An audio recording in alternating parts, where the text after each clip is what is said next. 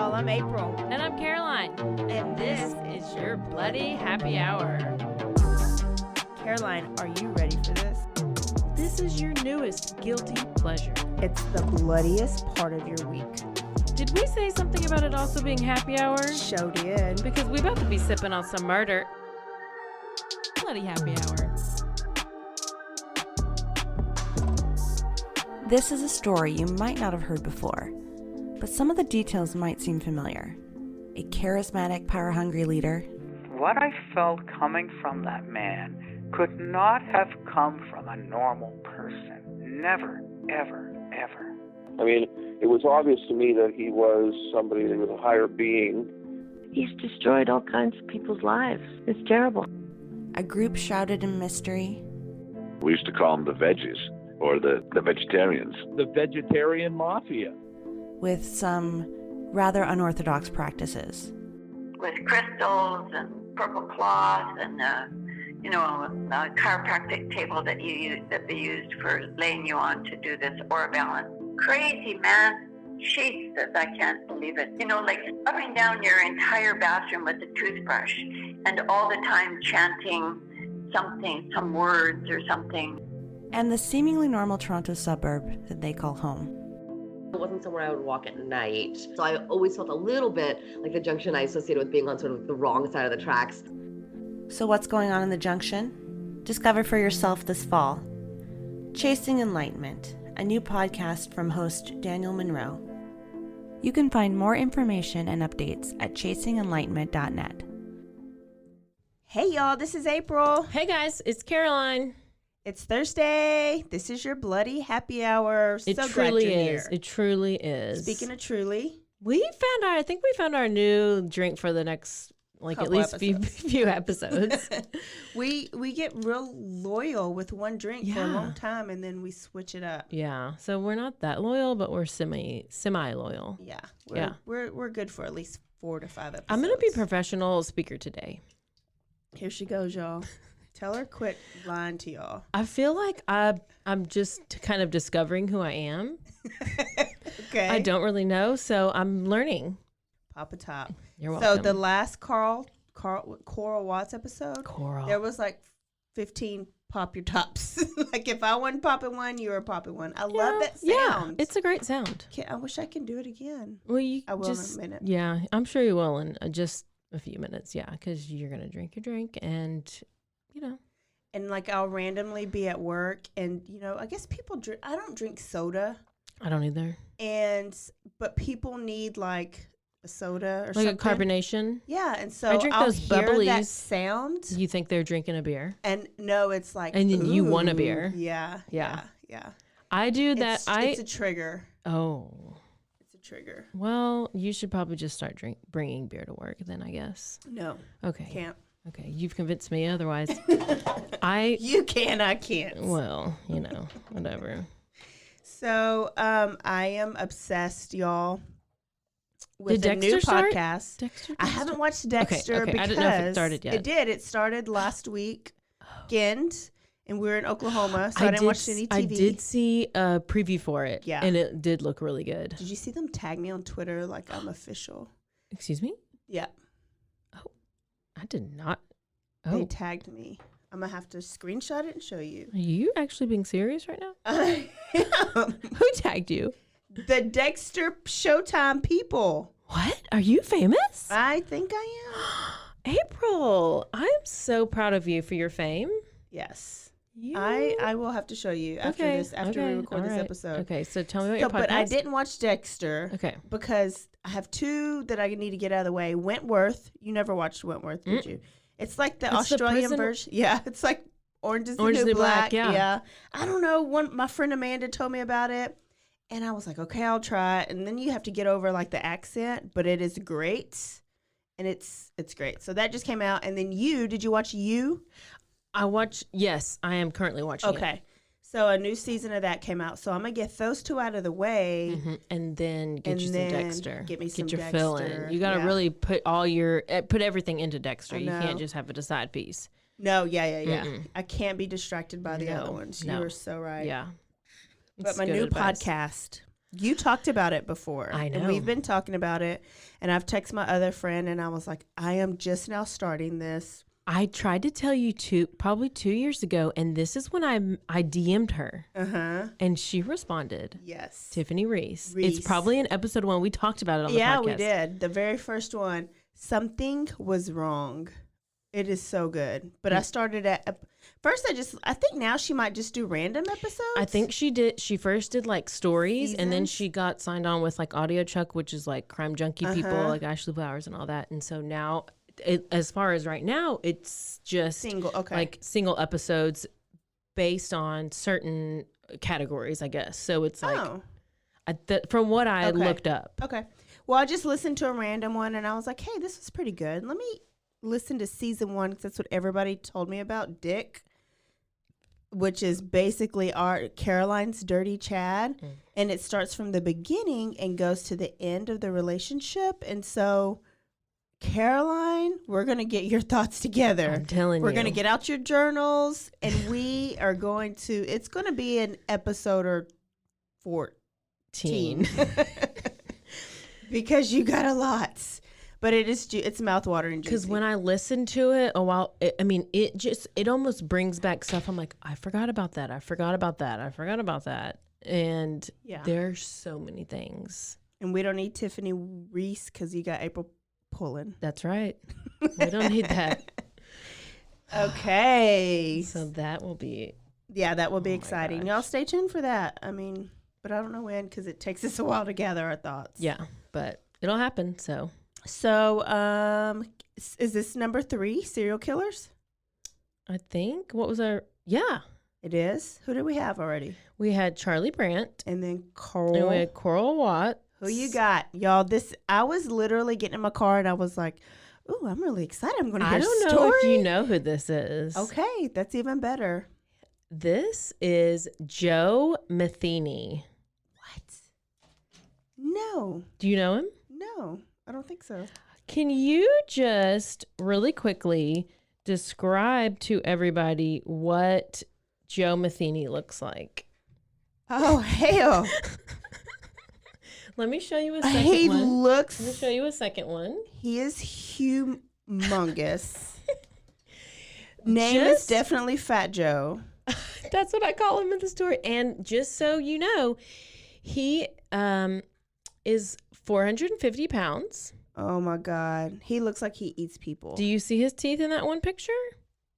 I'm going to need you to zoom in. Yes. Because they look... He filed them down? I don't know. But let me tell you, when police arrested Joe Metheny in December of 1996, they expected him to put up a fight because, I mean, he a big boy. Yeah.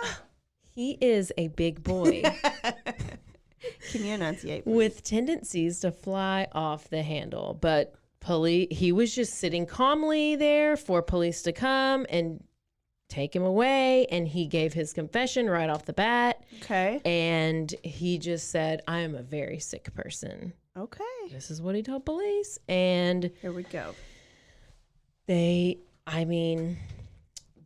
basically described, he said he was addicted to drugs and all he wanted to do was get revenge against his runaway wife, girlfriend, partner. It's a lot of these details aren't very clear, but I'm going to try to clear it all up for you. So, Joe Metheny, born in 1955. He was one of 6 kids, and his father was an alcoholic. Okay. So his father was actually killed in a car accident when Joe was 6 years old. Uh-oh. So his mom is left to take care of 6 kids. Can you imagine? 6 kids on your own. Not exactly. That's too much. I'd pick 2. The other 4 would have to go somewhere else.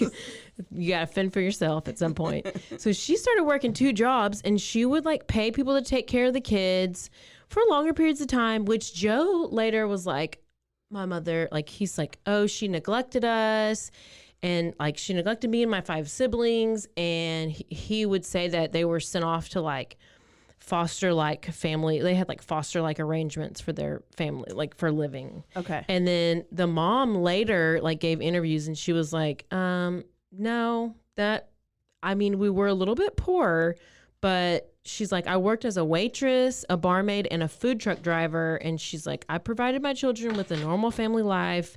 They never went hungry, or they were never put into homes. And she was like, Joe was like an above average student. He was nice. He was not mean as a child. He had a good childhood. And if he was neglected, it was his own fault. So we got a good family situation going on here. She's like, it was a pretty good home. Hey, but she was a hustler. She worked she 3 had jobs 6 kids for the and she had all these kids. jobs. Yeah. So Metheny, I always want to call him Metheny. Anyways, he joined the army when he was 18. He turned 18. Wait, the last name. That's the last name. That's his last name. I'm going to call him Fat Joe in a little bit. Okay. Don't worry. So can you tell me where he's born? They're in I don't know. They're in Maryland. Okay. Like Baltimore. Okay. So he claimed that he like served in Vietnam, but his mother was like, I don't really have any recollection of you serving in Vietnam. I'm pretty sure that you served in Germany. Listen, I don't know where he is, whatever. But either way, while he was serving, he became addicted to heroin and cocaine. So he was in the military. He was there. I feel like he just maybe wanted to add a little bit of embellishment to all of his things. Okay. So once he was over there, he would communicate a little bit, have a little contact with his family, but then it slowly stopped. So he would like write letters every now and then eventually he just stopped writing letters, and then he stopped communication with his whole family. And he became really consumed with drugs. So at this point, he gets out of the army. He's back home now. And he has no place to live. So he spent most of his time in like bars and on the streets of South Baltimore. Okay. In a community of homeless people. And this area was referred to as Tent City. Okay, I've heard of those. Okay. We got a couple here. Yeah, so everyone at Tent City, they're like doing a bunch of drugs and, going and drinking and stuff. So Joe actually had a job as a forklift driver for a pallet company. Do you know what that is? Yeah, my husband's a truck driver. Yeah, well, he might know Fat Joe. So even though he spent a lot of his money on like crack cocaine and heroin, he was apparently intelligent, well-spoken, and very well-mannered. They usually are. Okay. So he ends up meeting this lady, and there's a lot of names we do not have. Okay. So because I'm going to refer to this person a lot, I'm going to call her Samantha. Okay. So this is just Joe's baby mama. Okay. So he meets Samantha, and they have a kid. All right. And she's actually also a drug addict. So, it's probably going to turn out really well. Birds of a feather. Yeah. Flock together. Yes. So they live together in this trailer. Now, Joe has this trailer parked within the pallet company place. So the pallet company is like, there's this like barbed wire fence or like chain link fence, barbed wire around it, pallets. So that's where his boss lets him put the trailer there, and that's where he lives, in the trailer in like this locked pallet company area. So one night Joe comes home from work and he goes into the trailer and he walks in and turns on the lights. He's like, I'm home. And and nobody's home. Nothing's there. Everything's gone. He walks in. Furniture's gone. Samantha's gone. Kid's gone. Everything is gone. Did Samantha leave with Cora Watts' daddy? Did they hook up? And both leave at the same time? It's not. That's alleged. Probably. That's alleged. I think I did read that. Yeah. So he immediately, he's like, okay, well, she just left me, and he wasn't mad about her leaving because he said she's a crack addict and a worthless piece of shit, and he would have paid her to be out of his life. He don't care about her, but he wants his kid. Okay. So he's getting real mad about this. Like, his kid's gone and he has no idea where they went. So he just goes on with his day. He really just doesn't really know what to do. So 6 months pass. Okay. And he gets a tip after 6 months. And April, where do you think he gets this tip from? He gets a tip to where they are, to where Samantha is. He's at a local Starbucks. Who do you... You're so close. He got the tip from his drug dealer. Oh, okay. So his drug dealer's like, tells him Samantha moved across town with another guy, that she's working as a prostitute to get more drugs, and that their son had been taken away from her for child neglect and child abuse. He's pimping her. Yes. I'm so good. So now Fat Joe is real pissed because he's like, I had no chance to get my kid back because I couldn't go to social services because of my past criminal history. So now I'm going to have to take it upon myself to go and try to find these two people who took my son. And he was really just wanting to get hold of those two people because Samantha ran off with another guy, right? Yeah. Yeah. And so he's like, but was the guy the drug dealer or not really? Oh, I don't know. He was I don't know who he was. Okay. Yeah. So he then finds out that Samantha is currently living under a bridge with a group of homeless people and getting high and working as a prostitute. So what does Joe do next? He goes to the drug bridge, obviously. He's trying to track down Samantha and he wants to find out where his kid is. So he goes to the drug bridge and there's like these two homeless guys that are down there. And he starts talking to them and he's like, do y'all know who Samantha is? And they're like, no. And he's like, well, do you know like where she would be or who she's with? And I know you've seen her and I know y'all are doing drugs together and I know you know. And they're like, no, we don't know. He does not like that answer. Uh-oh. So he grabs his axe that he just happens to have in his back pocket. In his back pocket. I mean, who doesn't carry one? I mean, I've started to lately. So he decides that he just wants to murder these guys because he does not like their answer, and he starts to chop them up. Oh, just right there under the bridge. Yep, under the bridge, just starts chopping them up, and you know, he just was hopped up on heroin, so he's just raging. He's raging. He wants answers, and he just ends up murdering them. So now we have these two homeless people, and he's apparently never killed anyone. So this is his first murder, which it seems pretty intense for your first murder. Yeah, you're just going to start chopping people? 100% escalated. Yeah. Or didn't even escalate. He just started at the top. He just went for it. He wasn't starting at the bottom. No, he is not. So the same night that he kills these two homeless people, he sees this like sex worker walking up. I guess he's still under the bridge. And he like lures her under the bridge, and he's just like offering her some drugs. So she's like coming over. Well, he's basically wanting to get information out of her to see if she knows where Samantha is. Well, she doesn't know anything. And once again, he does not like her answer.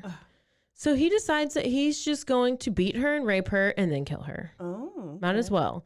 So he does that. And then he hears somebody coming and he's like, oh, hell. So he throws he throws this first one into the bushes because he has somebody else coming. Well, it's another sex worker. So guess what? He does the same thing to her. This is all in one day. Just wait. Is he a spree killer? So he is like, okay. Now he has this other one that he is like, well, I'm going to throw her in the bushes too, because he notices like they're by this river and he notices there's this fisherman fishing by the river. So he's like, oh, hell, this fisherman's probably seen what I've done. So now I got to go kill the fisherman. Oh, God. So he's grabbing a pipe that's laying next to him. He just has all these handy tools. So he grabs David Parker Ray. So he grabs the steel pipe that's laying by him. And he may not be a track star like Coral Watts running over here. He ain't not a track star, but he's still running with his 450-pound self. He's juicy. He's probably he's sweating. He's going. He starts beating this fisherman with the pipe, beats him to death. Wow. Okay, so later in his confession letter, he's like, it was a busy night for me. 5 murders within about 7 hours. I mean, you think? He's pretty aggressive. Yeah. So he ends up leaving the homeless people out like on some mattress, but he chops off one of the guy's heads and buries it. No reason. No reason. For the rest of the people, he threw the 3 of them. Yeah, because he did 5 people. So he threw the 3 of them in the river, tied rocks or like cement bricks to them to like. Oh, he just had those on hand too? Listen. Did he drive his forklift up there? I think he did. This is the best story because it's so crazy. So then he's like, oh, I cleaned up the crime scene and I just left. Okay. So it was about 2.5 weeks later and he's arrested. And he's charged with the murders of the 2 homeless men. And he spends 18 months in jail. Hey, why just 18? The end. Podcast over. Listen, podcast over. Tune in next week. See y'all. Bye. So, just kidding. He finally went on trial, which I mean, I don't know why 18 months. Okay. This is what we have. Okay. So they finally go to trial. The trial lasted a week, but guess what? The case was thrown out due to lack of evidence. Once again, another case with lack of Baltimore. physical evidence. So the time served awaiting the trial, I mean, taught Joe absolutely nothing because it gave him more power, really. He's like, oh. You would think like at least he got sober, right? For 18 months, I guess? No, he didn't. No. You would think at least he felt like a little remorse, right? No. Maybe he was like clear-minded. He realized what he did. He would never do it again. No. No. This fueled him. Yeah. He felt even more powerful. Exactly. That's exactly what he said. He actually kind of enjoyed it. So Fat Joe was free again. Free Fat Joe. # Free Fat Joe. Free Fat Joe. That if there was Twitter, it probably would have been out there. Okay. So he was back living his best life in his trailer. And his boss gave him his job back. Because obviously he needed it's the pallets moved. He needed those pallets moved. I bet Joe can move some pallets. He probably doesn't even need that forklift. Let's be honest. So guess what? He decides he needs to lure some sex workers over to his trailer. And that's what he does. And he offers them drugs. And then when they get to his trailer, he would immediately strangle them to death. I mean, he doesn't need any weapons. He doesn't even like butter them up or anything. He probably rips their clothes off. But like, he doesn't need weapons because, I mean, could you imagine? Yeah. 450 pounds. Yeah, what'd he do? You do nothing. You just lay there. I don't know. I guess you try to like, I don't even want to have to think about it really. So, I mean, he's also 6'1", so he's like, wouldn't you think, I would think that if you're doing cocaine, are you supposed to like lose weight? Get skinny? Not if you're, I don't know. Well, apparently not. It had the opposite effect on this guy. Obviously. Maybe it made him hungry. Maybe it's because of what's about to happen. Okay. So what would happen is, obviously the cocaine did not make him skinny. But instead of him like drowning them like he did with those other first victims, he decided he would dismember them. So he had lured a couple people. He had 2 sex workers that he had lured over to his trailer. He strangled them to death. And they were just there. So he did this to 2 different sex workers. It's Kathy Ann Magaziner is one of them, and Kimberly Lynn Spicer. These are literally the only names that you could find. Because they're like transient people, right? Yeah. Okay. So what he would do was he would butcher their bodies and cut the meatiest parts up and then put them in Tupperware bowls into the freezer. Okay. Now, the parts that he didn't want to keep, he would bury those remains in like several shallow graves around his old trailer. Okay. On the job. Yeah. I'm going to need to know what freight company he worked for. Pallet company. Well, I didn't say, but I'm sure it's out of business now. So with Magaziner, which that's the lady's name, He strangled her, buried her in a shallow grave, and then he apparently dug her skeleton up 6 months later and put her head in a box and threw it in the trash. So there's that. Oh, God.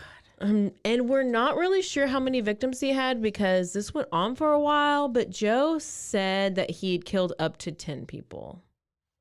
Okay, so this is where we are. At this point, everything this story takes a little bit of a left turn. Okay. I mean, I'm sure it's already had a couple left turns, but no, we're going hard left.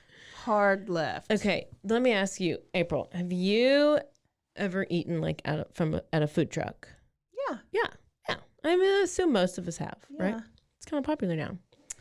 Well, Fat Joe was really ahead of the times. He had a food truck.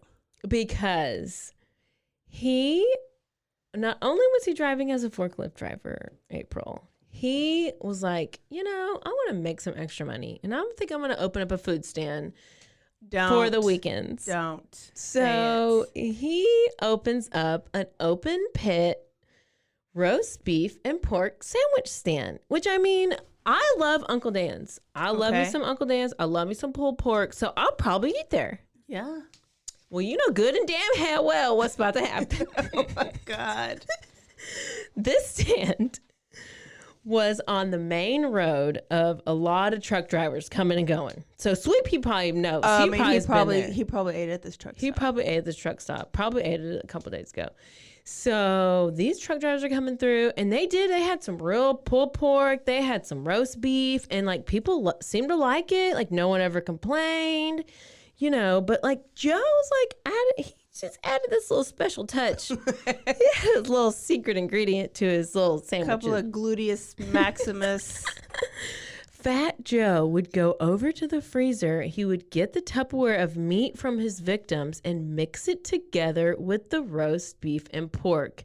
To be clear, he would mix the victim's meat with the roast beef and pork. That's how he hid it. Yes. April, Joe was being so thoughtful, though. How is that? He made sure he tried the mixture himself before selling it because he wanted to make sure it tasted okay. And he was like, this tastes just like pork. You cannot tell the difference. Oh, my God. Yeah. So he had this stand going for weeks and weeks and weeks. And did he get rid of all of it? Let me just tell you. People were loving it. But they were all unknowingly consuming bits of human flesh. We've probably done that. I know. It's probably Think true. about all the food trucks at the tailgates. I know. So then it's like just what you said. This is essentially the hiding spots for all of his victims. Can you even imagine? I can't. But guess what? All good things come to an end. He ran out of his special meat. But, that means he just has to go kill more people. Okay. I mean, he's got a business to run. This is his MO. This is part of his business plan. This is his business plan, April. What's wrong with that? Don't be hating on Fat Joe. So, he lures another one. This one is Rita Kemper. He starts beating her, knocks her to the ground, and he thinks she's knocked out. Well, he turns around for a split second, and she runs out the door. She's not knocked out.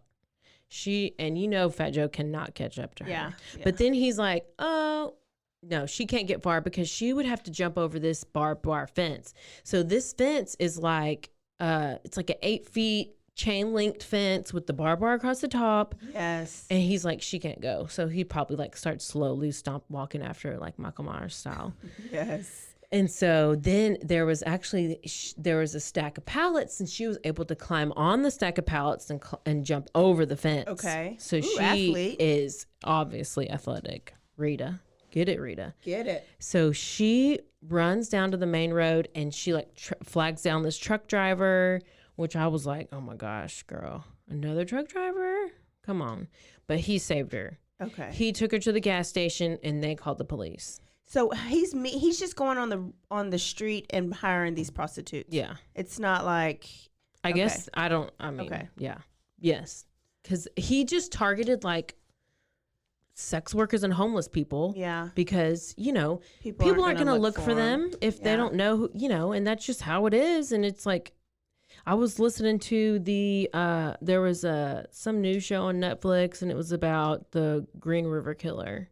Yeah. And I did not realize that he killed 49 people. So many. But it was a bunch of sex. And he said, I thought I was helping y'all out because I was getting them off the streets and y'all couldn't control them. So I was trying to control them. These people and their lack of emotion. It's crazy. It's crazy. And did you see who helped them catch him? Who? Ted. Worked with the police. Bundy worked with the police department to help catch the Green River Killer.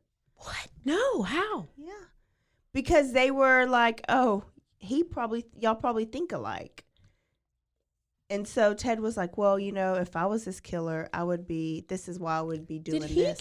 Did they get put to death? Ted did. I'm sure Green River did, but I never really looked into him. He's kind of scary to even look at. He's not even that scary looking. He is. He's like soulless. Oh, like Richard Ramirez. Yeah. Oh, I can't. So they end up, homegirl gets to the gas station, calls the cops. The cop car pulls up immediately. Well, this is what happens. She jumps the fence. Yeah, they call the cops. At this point, Joe knew he was busted. He's like, I'm not even going to try to run. So he probably can't run because he's going to be out of breath. So he said he gathered up her clothes. He grabbed the keys to the gate. He opened the gate and he just sat there and waited for the cops to come. Don't even press the buzzer. No, they came. They arrested him, book him into jail. They start questioning him, and he gives this lengthy confession, telling the police he's responsible for the 2 homeless men under the bridge, that he killed 3 more people in the same area. He took police to the area to look for the remains, which they found none at that river area where he drowned those people, which this is why we don't have an exact number of how many people he killed, because it's like, is he bullshitting? Did he even kill these people? Did he kill them and not tell them the police where they are, or did he kill more people? Like, you don't really know, because he tells this detailed story. Eager too. Yeah, he's just too thirsty. And so Fat Joe eventually was found guilty and sentenced to death, but in 2000, so this is in 1996. Okay. Then in 2000, it was overturned. Did he get tried in Texas?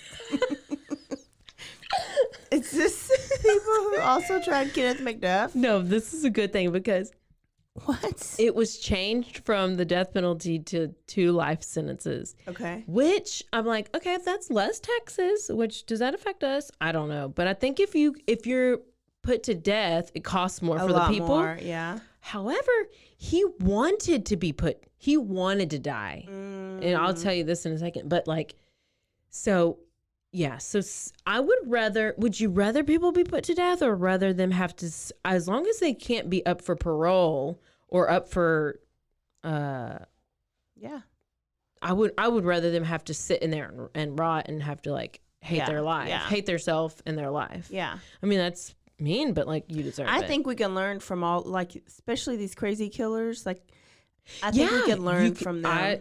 That's true. I agree. Because they could, even Kemper, Edmund Kemper, we know how to find serial killers because of Kemper. Yes. Yeah. I mean, I think I might write him a letter. Let's do it. Okay. Let's write. Can we write it together? Yeah. Okay. So he ends up at his sentencing, he begged the jury for the death penalty. He said, this is his words, quote, "The words 'I'm sorry' will never come out, for they will be a lie. I am more than willing to give up my life for what I have done, to have God judge me and send me to hell for eternity." Oh my God. He was never convicted for tampering with food, which is a felony, because there was no proof of it. But it was in his confession that he said he did it, which, people ate the evidence. So there's a chance it could be untrue, but Joe then told police officers, this is another quote, "The only thing I feel bad about in any of this is that I didn't get to murder the two motherfuckers I was really after, and that's my ex-lady and the bastard she hooked up with." And they're still free and living their life. Oh, my goodness. And he finished his confession by saying, this is my last quote. I love quotes. "Well, that's my story. Horrible but true. So the next time you're riding down the road and you happen to see an open pit beef stand that you've never seen before, make sure you think about this story before you take a bite of that sandwich. Sometimes you never know what you may be eating." Oh, my gosh. End quote. I mean, he may just be bullshitting about this whole thing, but like, I don't know. In August 2017, he was found unresponsive. Dead in his cell. He was 62 years old, and it's unclear about how he died. I'm just assuming he had a heart attack, probably from eating all those people. And he was 450 pounds. He was not the most healthiest person ever. And I mean, all that special meat. Listen, you gotta stay away from that special meat. Gosh, oh my gosh.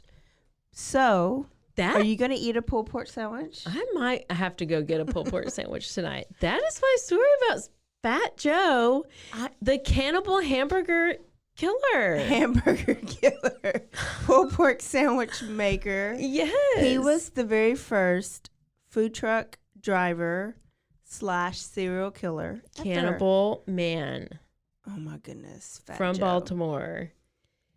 Yes. From Baltimore. So he was convicted of definitely 2, but he could have had up to like 13. 10 to 13. Oh my goodness. Isn't that crazy how they do so much, but their actual conviction numbers are so low. Yes, it is.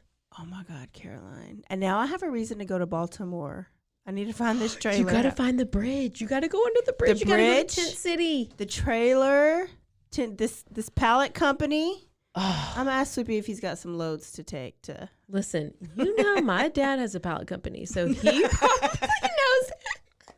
He used to hire, he had Fat Joe on the payroll. Dad, did you have Fat Joe? Did you ever work in Baltimore? No. I mean, I know you're in Texas, but. Oh my goodness. I know. So that was like so random and not never heard of him. No, I hadn't either. And I just was like, I need a interesting. It's the Patapsco River. How do you say that? Patapsco River. Patapsco River. Patapsco River. That's where he threw the bodies. There's a bridge that's near that river. Ooh. So. Which is Tent City, Baltimore. So. Yeah. Yeah. Yep. Never heard of them. So there y'all go. Here is another serial killer you probably have not heard of. Yep. We got one more for the month. I know. Do we know which one we're doing? I know what I'm doing.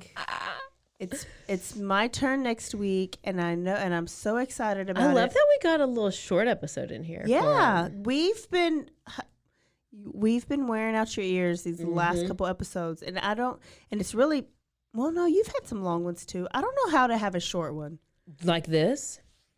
I know this was a good short one. I thought. Yeah. I need to learn how to. I don't know what it is.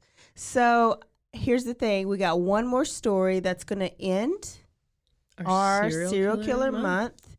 Yes, it's a good one. I have not heard of this guy, and I just randomly found a serial killer book that my friend bought me, and I was like, let me just look through, and he came up. So that's all I'm going to tell you.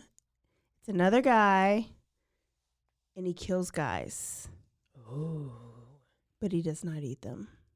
Oh, wait, no. Does he eat them? Oh, can't even remember. Y'all, so juicy. There's a quickie for you. You're welcome. Are we doing December stuff? So December is December. Okay, December is going to be filled with a bunch of fun randomness. Yes. we're excited. We may have some guests. We may have some interviews. We may have some things that are true crime related, but a little off, maybe. Yeah. I don't know. It's just going to be kind of fun, and it's the holidays, so we can do what we want. Yeah. Yes. We may even take off and just throw you some old episomes. Probably like not. You just no, don't know. Yeah, I am having surgery, though. What? So I got to take at least a week off. What? Surgery? I'm going to bring a microphone in your surgery. I've got I have knees of like a 65-year-old. You have a damn knee surgery? Yes. Oh, my. I cannot. I know. Are you? Oh. Marathoning. By the way, our Mike? Our yes. Mike? Our Mike? Shout out to Rogue Media Entertainment, Mike, Allison, and Aaron. Y'all, we sound so well, not because we got great voices, but because they edit the hell out of our stuff. So if you like how we sound and you want to hear some other good sounding podcasts, go to roguemedianetwork.com and check out all of their podcasts. They have so many under every single category, random categories. So go there, go to their website, tune into some of the other websites. Some of the other podcasts. Also, if you want to help us out, we've been doing this for 20-ish episodes? 22. 22 episodes. If you want to help us to continue, this is how you help the show. You go on and you give us a 5-star rating or a 5-star review. Yeah, a rating and a review. Rating and a review. That really helps us move up the charts.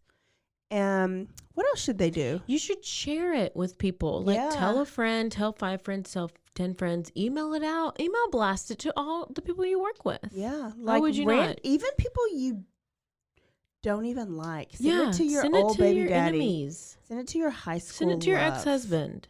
Send it to the person you catfished on Tinder or Grindr. Yes. Yes, okay. yes.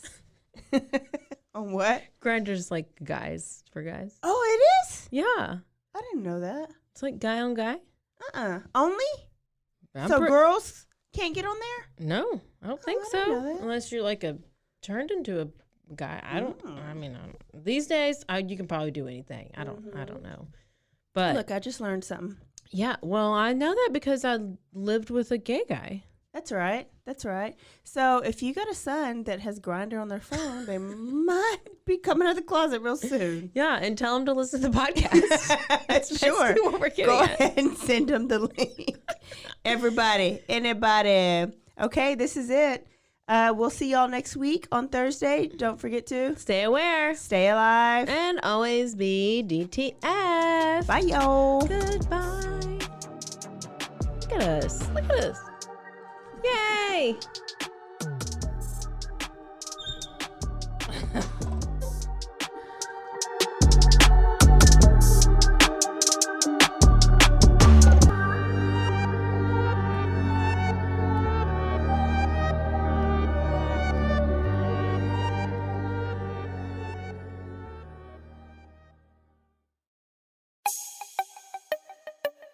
This has been a Rogue Media podcast.